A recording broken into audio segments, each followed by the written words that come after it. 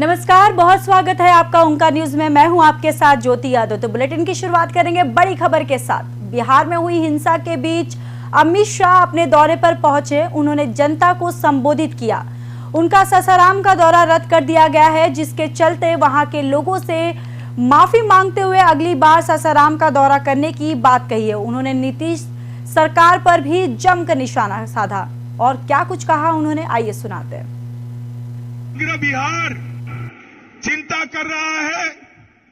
बिहार के बिहार शरीफ में आग लगी है, सासाराम में आग लगी है। बिहार शरीफ नालंदा तो नजदीकी है। चिंता हो रही सबको।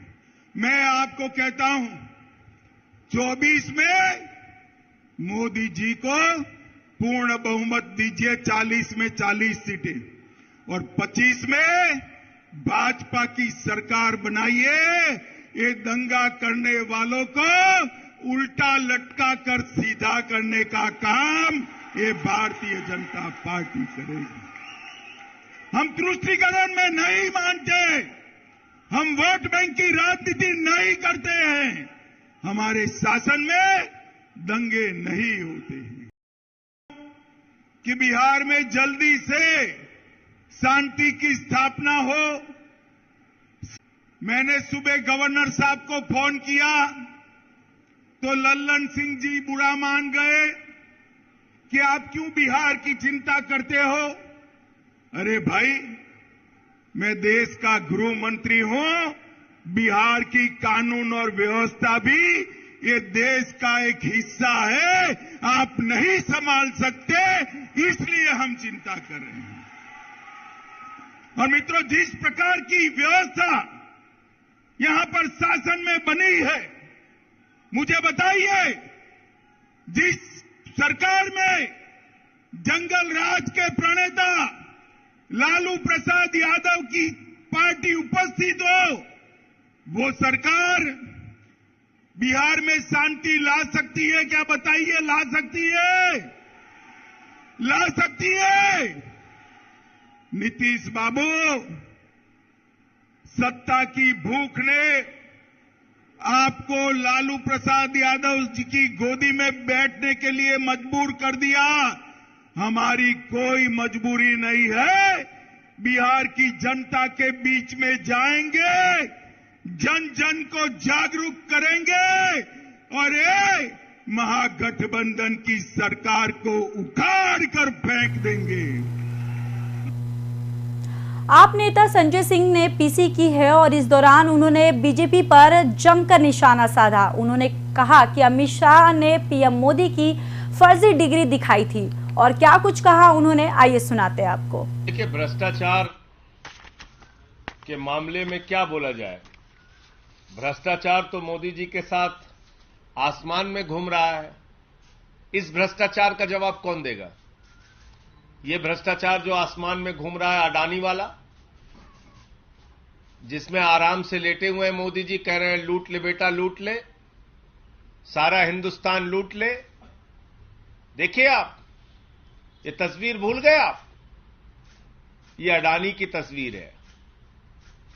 अपनी राजनीतिक सत्ता को बचाने के लिए नरेंद्र मोदी जी ने अडानी के माध्यम से अपनी आर्थिक सत्ता खड़ी की और एक ही व्यक्ति को कोयला दे दिया, गैस दे दिया, बिजली दे दिया, पानी दे दिया, सड़क दे दिया, स्टील दे दिया, सीमेंट दे दिया, सीपोर्ट दे दिया, एयरपोर्ट दे दिया, आकाश से पाताल तक सब कुछ दे दिया, 2.5 लाख करोड़ का कर्जा दे दिया, 86,000 करोड़ का कर्जा माफ कर दिया। और उस अडानी ने क्या किया? 38 फर्जी कंपनियां दुनिया के तमाम देशों में अपने भाई के साथ मिलकर खोली। अकेले एक पते पे 6 कंपनी खोलकर मॉरिशस से 42,000 करोड़ रुपए अडानी की कंपनी में लगाया गया। ऐसे लाखों करोड़ रुपए का घोटाला और भ्रष्टाचार और काला धन अडानी की कंपनी में लगा है, जिसके हवाई जहाज में बैठकर भारत के प्रधानमंत्री घूमते हैं। आज तक इस घोटाले पर जेपीसी क्यों नहीं बनी? सारी की सारी पार्लियामेंट की पार्टियां एक स्वर में मांग कर रही हैं, जेपीसी बनाओ, जांच तो कराओ। जांच नहीं कराते, क्योंकि घोटाले में भारत के प्रधानमंत्री और भारत की सरकार सर से पांव तक डूबी हुई है। यह है सच्चाई। प्रधानमंत्री की डिग्री का मामला जब से सामने आया है, पूरी की पूरी भारतीय जनता पार्टी बौखला गई है। सारे मंत्री, सारे प्रवक्ता, सारी की सारी भारतीय जनता पार्टी अपने प्रधानमंत्री के फर्जी डिग्री को सही साबित करने में जुट गई है। और मैं इसको फर्जी डिग्री क्यों कह रहा हूं? इसलिए कह रहा हूं कि प्रधानमंत्री जी ने जो डिग्री सार्वजनिक की है, प्रधानमंत्री जी की जो डिग्री गृह मंत्री अमित शाह जी के द्वारा प्रेस कॉन्फ्रेंस में दिखाई गई है, वो डिग्री अपने आप में कई सवाल खड़े करती है। अभी सिलसिलेवार करके मैं आपके सामने बताऊंगा। लेकिन एक बात बहुत स्पष्ट है कि भारत के चुनाव आयोग का नियम यह कहता है कि अगर आप अपनी संपत्ति के बारे में कोई गलत जानकारी देते हैं, अगर आप अपनी डिग्री के बारे में कोई जानकारी गलत देते हैं, तो आपकी सदस्यता रद्द हो सकती है। यानी भारत के प्रधानमंत्री की डिग्री जांच करा ली जाए, वो फर्जी निकलती है, तो मोदी जी की सदस्यता पूरी तरीके से रद्द हो जाएगी। वो न सांसद बचेंगे, न चुनाव लड़ने के योग्य बचेंगे, क्योंकि एक बहुत बड़ा फर्जीवाड़ा है भारत के प्रधानमंत्री। दिल्ली के पूर्व डिप्टी सीएम को कोर्ट से जमानत नहीं मिल रही है, जिसके बाद से ही सियासत गर्म है। इसी के चलते शहजाद पूनावाला ने आप पर निशाना साधा और कहा कि शराब घोटाला किसी एक व्यक्ति का नहीं बल्कि संस्थागत है, और कोर्ट ने कहा है कि जांच में बाधा डालने के साथ साथ हाथ मरोड़ने की घटनाएं भी हो रही हैं। शराब घोटाले में आरोपी मनीष सिसोदिया को राहत देने से कोर्ट ने मना क्यों किया? मनीष सिसोदिया और कंपनी को 100 करोड़ का घूस मिला है और ये कोर्ट के माध्यम से सत्यापित हो चुका है। और क्या कुछ कहा उन्होंने, आइए सुनाते आपको। की पुष्टि कर दी है। एक, कि मनीष सिसोदिया के घर से झुंझुना नहीं, मनीष सिसोदिया के लेन देन से 100 करोड़ रुपए पहले मिल चुके हैं, अभी तक मिल चुके हैं करप्शन के। इसका मतलब यह नहीं कि 100 करोड़ का स्कैम है, वरना ये आम आदमी पार्टी वाले आएंगे 10 मिनट बाद और बोलेंगे अब तो ये 100 करोड़ का स्कैम हो गया। ये प्रामा फैसाई मिला है, इतनी घूस मिली है, सत्यापित हो गया, स्थापित हो गया। दूसरा, ये स्कैम मनीष सिसोदिया के डोर स्टेप पर नहीं, ये शराब मंत्री का घोटाला नहीं था, बल्कि ये पूरी सरकार का, ये इंडिविजुअल नहीं, ये इंस्टीट्यूशनल घोटाला था। ये कोर्ट ने साबित कर दिया। जिस प्रकार से एक्साइज कमिश्नर से लेकर कैबिनेट में और जीओएम की जो प्रोसीडिंग्स हुई, उसका वर्णन कोर्ट ने किया है। तीसरी बात कि इस जांच में किस प्रकार से बाधा डालने की कोशिश निरंतर की जा रही है और किस प्रकार से आर्म ट्विस्टिंग की कोशिश की जा रही है और किस प्रकार से सरकार जांच को प्रभावित कर रही है, इसका भी प्रमाण आज कोर्ट की तरफ से आ चुका है। मित्रों, आज अनिवार्य है कि अगली प्रेस कॉन्फ्रेंस मनीष सिसोदिया के जो साथी संजय सिंह, राघव चड्डा, आतिशी, अरविंद केजरीवाल करें, तो कृपया करके अपने इन करप्शन की डिग्रियों को साथ में लेकर बैठें और उसके बारे में वर्णन करें। और जो स्पेसिफिक सवाल मैं फिर से रिइटरेट करना चाहता हूं, जो इसी मंच से अलग अलग नेताओं ने पूछा है, अरविंद केजरीवाल जी क्या अब भी एक कट्टर ईमानदार है? अरविंद केजरीवाल जी क्या कोर्ट आपके खिलाफ वेंडेटा पॉलिटिक्स कर रहा है? अरविंद केजरीवाल जी क्या 2.5% से 12% कमीशन को किया गया, तो क्या इस कमीशन को करने में आपने एक्सपर्ट कमिटी की रिकमेंडेशंस को नकारा था या नहीं था? अरविंद केजरीवाल जी, आपने ब्लैकलिस्टेड और मैन्युफैक्चरिंग कंपनीज को क्यों आने दिया? अरविंद केजरीवाल जी, जो ब्लैकलिस्टेड कंपनीज थी उनको शो कॉज नोटिस जारी हुआ था 2021 में, उस पर सारी कार्रवाई क्यों रोक दी गई? अरविंद केजरीवाल जी, क्या 6% कमीशन आपको वापस आया या नहीं आया, जिसको आपने चुनाव में लगाया, जिसके विषय में स्टिंग ऑपरेशन भी हुए हैं और वो स्टिंग ऑपरेशन भी मीडिया के माध्यम से सामने आए हैं?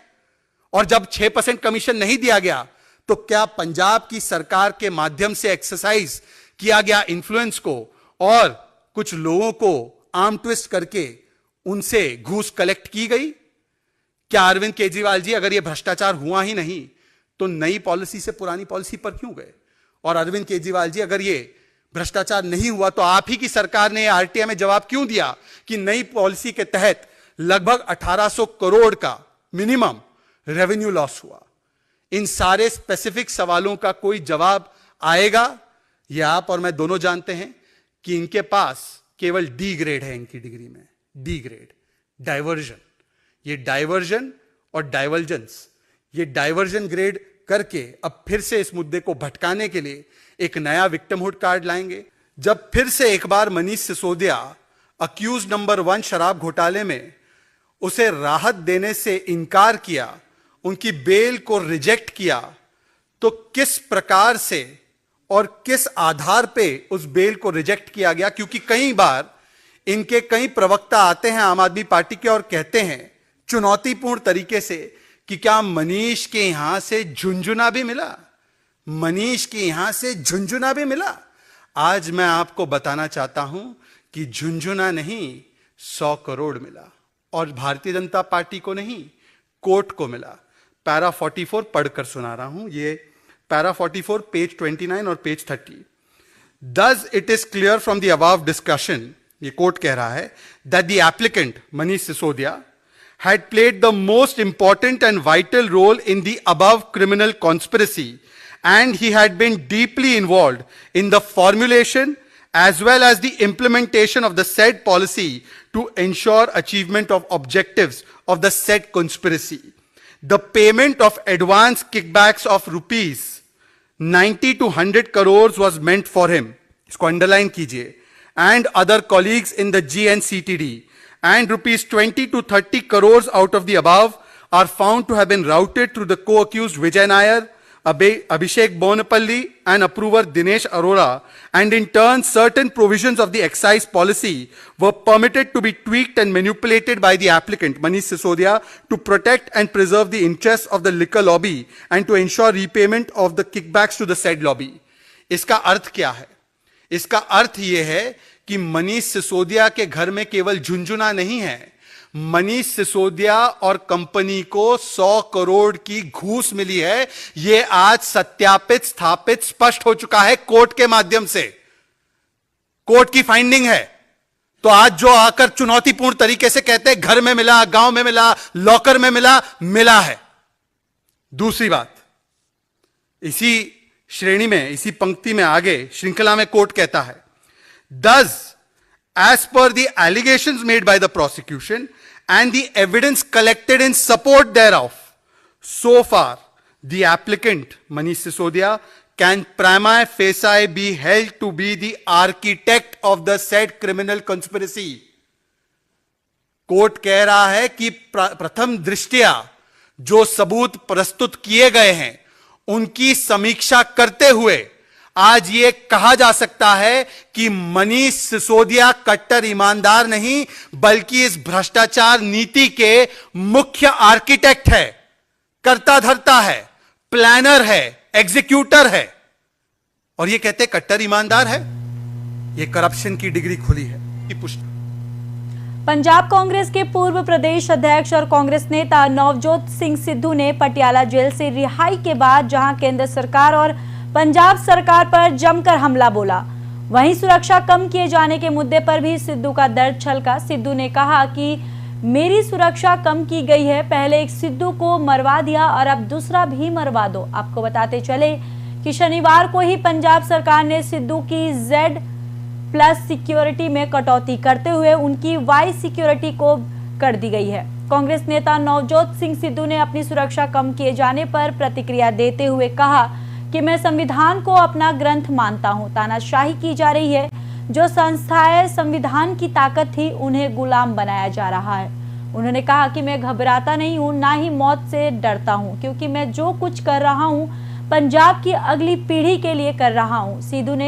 सिद्धू ने केंद्र सरकार पर भी जमकर निशाना साधते हुए कहा कि आज लोकतंत्र बेड़ियों में जकड़ा हुआ है। उन्होंने कहा कि पंजाब में राष्ट्रपति शासन लगाने की साजिश रची जा रही है। पंजाब देश की ढाल है जिसे तोड़ने की कोशिश की जा रही है। साथ ही सिद्धू ने कहा कि पंजाब में अल्पसंख्यकों के खिलाफ केंद्र सरकार साजिश रचने में लगी हुई है। उन्होंने केंद्र पर निशाना साधते हुए कहा कि पहले पंजाब में कानून व्यवस्था को लेकर समस्या पैदा की जाती थी, फिर उसको नियंत्रण करने की कोशिश की जाती है। मैं घबराता नहीं हूँ, मौत से मैं डरता नहीं हूँ, क्योंकि जो मैं कर रहा हूँ वो पंजाब की अगली पीढ़ी के लिए कर रहा हूँ, अपने परिवार के लिए नहीं कर रहा हूँ। और मैं आज आपको कहता हूँ, मेरी वाइफ कैंसर से पीड़ित थी, छुट्टी लेता तो ये नहीं होता। मैं आज भी इनमें भगवान देखता हूँ। मैं आज भी कह रहा हूँ कि राष्ट्र धर्म से बड़ा कोई धर्म नहीं।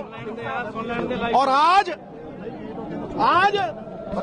अंबेडकर सर की फ्रेटर्निटी का मतलब होता है हम परिवार हैं, अलग अलग भाषाएं हैं, अलग अलग लोग हैं, अलग अलग कल्चर हैं हमारे, लेकिन हम परिवार की एकता में बने हुए, उस परिवार की एकता को तोड़ा जा रहा है। मैं घबराता नहीं हूँ, मौत से मैं डरता नहीं हूँ, क्योंकि जो पश्चिम बंगाल के हावड़ा में हिंसा के बाद सियासी हलचल भी तेज हो गई है।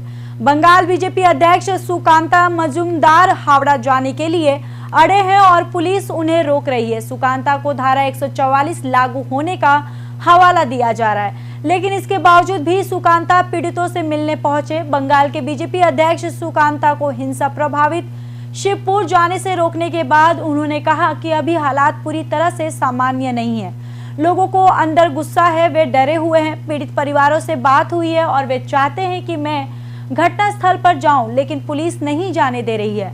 मैंने पुलिस से यह भी कहा कि मुझे अकेले जाने दे या पुलिस की गाड़ी में मुझे ले चले, लेकिन पुलिस मुझे वहां नहीं जाने दे रही।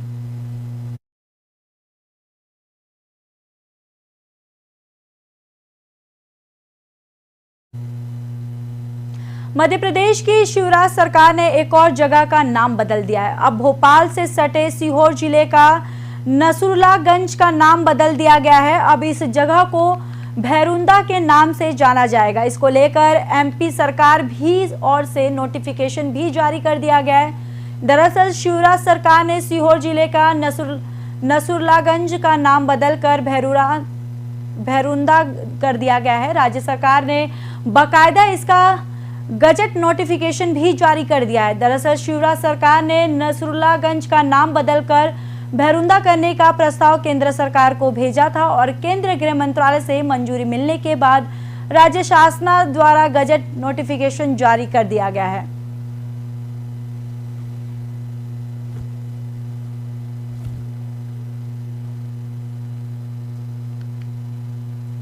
देश की धरती पर 70 साल पर आए चीते मध्य प्रदेश के शिहोरपुर स्थित कूनो नेशनल पार्क में तो धमाचौकड़ी मच गई है। साथ ही अब कूनो पार्क की हद लांघकर आसपास के गांवों में भी पहुंचने लगे हैं। यही वजह है कि अब चीतों की दस्तक को लेकर ग्रामीणों में हड़कंप मचने लगा है।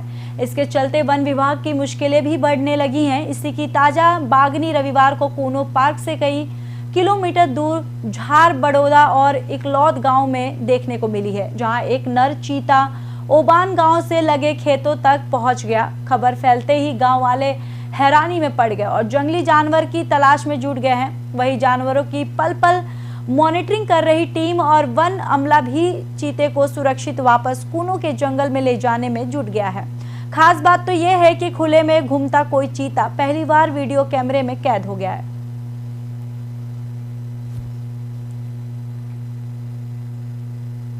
भारत में अनएम्प्लॉयमेंट रेट यानी बेरोजगारी दर में लगातार बढ़ोतरी देखने को मिल रही है। मार्च में जॉबलेस रेट बढ़ाकर 7.80 पार हो गई है, जो 3 महीने में सबसे ज्यादा है। पिछले महीने फरवरी में बेरोजगारी दर 7.35 रही थी और वहीं centre for monitoring Indian economic ने शनिवार को बेरोजगारी दर के यहां आंकड़े जारी किए हैं।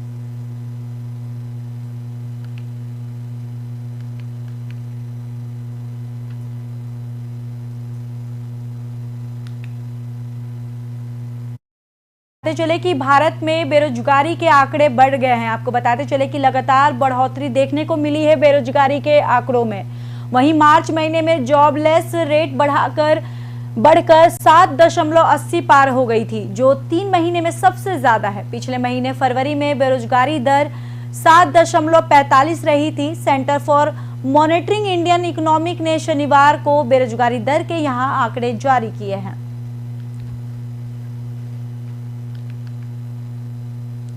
भारतीय क्रिकेट के लिए एक दुखद खबर सामने आई है। टीम इंडिया के पूर्व दिग्गज क्रिकेटर सलीम दुर्रानी का 88 साल की उम्र में निधन हो गया है। उन्होंने गुजरात के जामनगर में आज सुबह आखिरी सांस ली है। वो कैंसर से जूझ रहे थे। दुर्रानी पहले ऐसे भारतीय क्रिकेटर हैं जिन्हें अर्जुन अवार्ड से नवाजा गया था। 1960 में दुर्रानी को अर्जुन अवार्ड का खिताब दिया गया था। दुर्रानी ने भारत की ओर से कुल 29 टेस्ट मैच खेले हैं और इस दौरान 1200 रन बनाए, जिसमें एक शतक और 7 अर्धशतक शामिल रहा है। इसके अलावा 75 विकेट लेने में सफल रहे थे।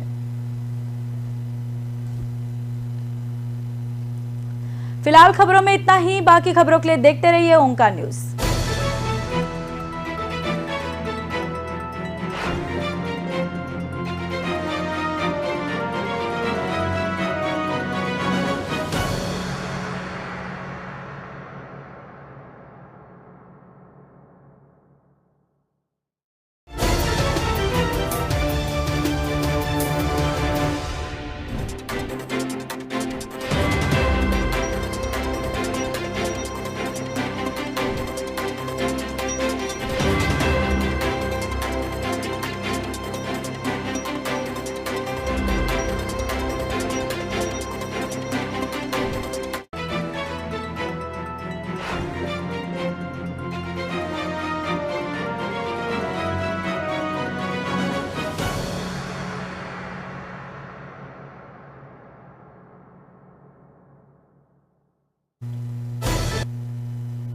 नमस्कार, बहुत स्वागत है आपका ओंकार न्यूज में। मैं हूं आपके साथ ज्योति यादव। तो बुलेटिन की शुरुआत करेंगे खास खबर के साथ। रामनवमी पर बिहार के कई हिस्सों में हुई हिंसा पर केंद्र सरकार सतर्क हो गई है।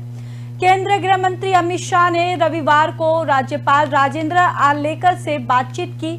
इस दौरान शाह ने हालात का जायजा लिया और बिहार की कानून व्यवस्था पर चिंता व्यक्त की है। बताया जाता है कि गृह मंत्रालय ने बिहार में अतिरिक्त अर्धसैनिक बल भेजने का फैसला लिया है और इसके लिए बिहार सरकार ने भी अनुरोध किया था।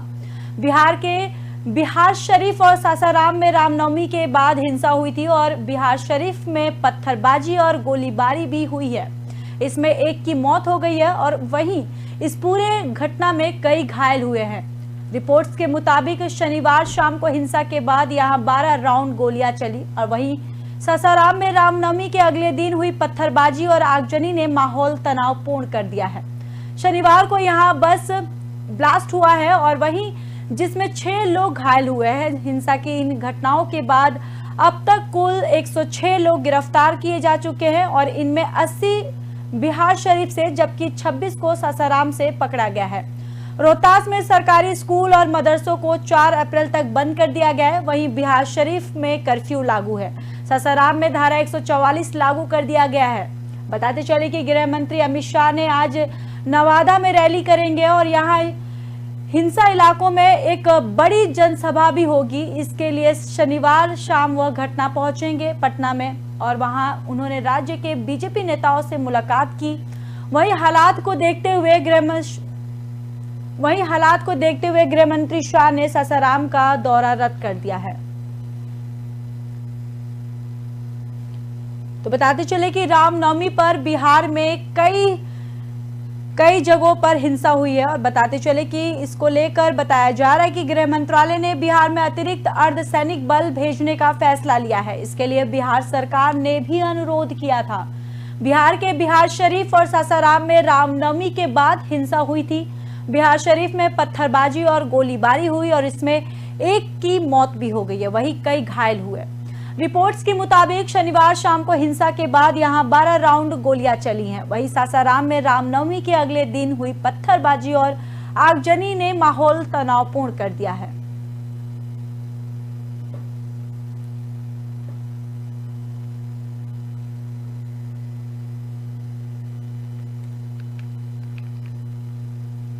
बढ़ते अगली खबर की ओर। लोकसभा चुनाव से पहले विपक्षी एकता बनाने की चल रही है चर्चा और बताते चले कि जनता दल के संरक्षक और पूर्व प्रधानमंत्री एचडी देवेगौड़ा ने रविवार को कांग्रेस को नसीहत दी है।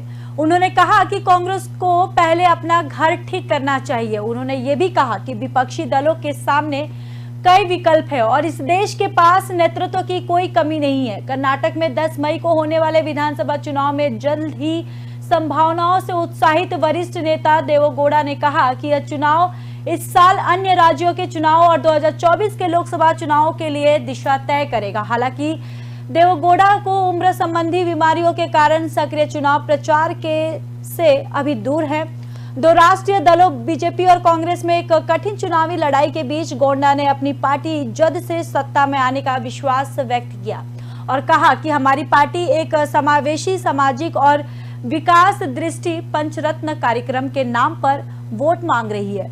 पार्टी संरक्षण में जोर देकर कहा कि उनकी पार्टी पुराने महसूस क्षेत्र का समिति तक तय है और यह कहना राष्ट्रीय दलों का चतुर प्रचार है। पीटीआई के सवालों के जवाब में उन्होंने कहा कि राष्ट्रीय पार्टियां लंबे और झूठे दावे करती हैं।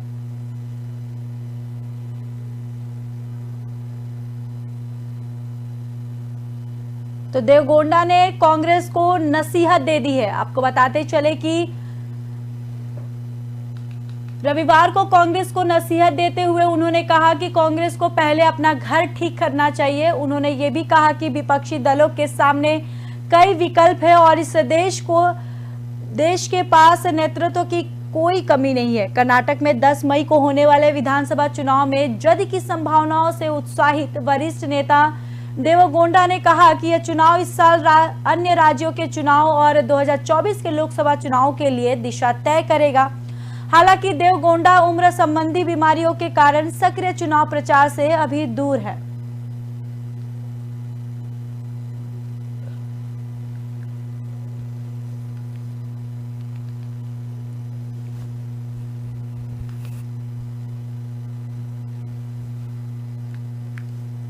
तो आपको बताते चले कि देवेगौड़ा ने कांग्रेस को नसीहत देते हुए कहा कि पहले वो कांग्रेस अपना घर ठीक करे, विपक्ष के पास बहुत ही विकल्प है।